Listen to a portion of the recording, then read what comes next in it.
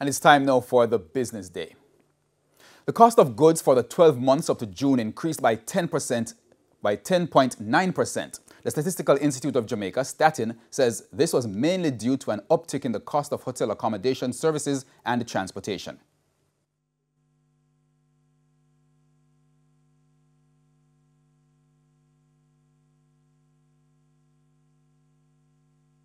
The main contributors to this upward movement were the division's food and non-alcoholic beverages, which went up by 13.7%, transport went up by 15.6%, and restaurants and accommodation services increased by 22.4%.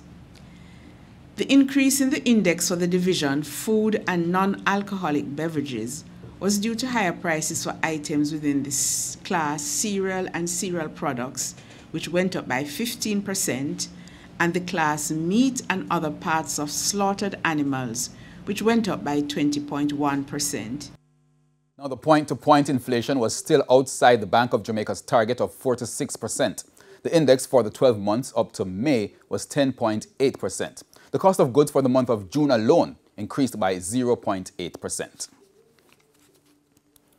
Now, the U.S. currency is being sold for an average $152.77. $117.44 is the going rate for the Canadian dollar, $182.48 for the pound, and $156.09 for the euro.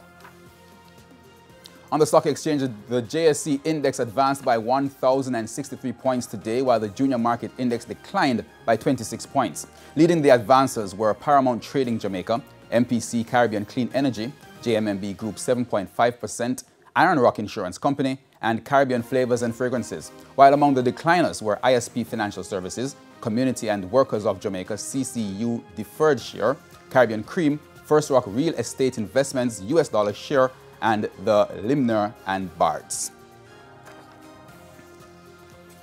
And that's the business day. International news is next.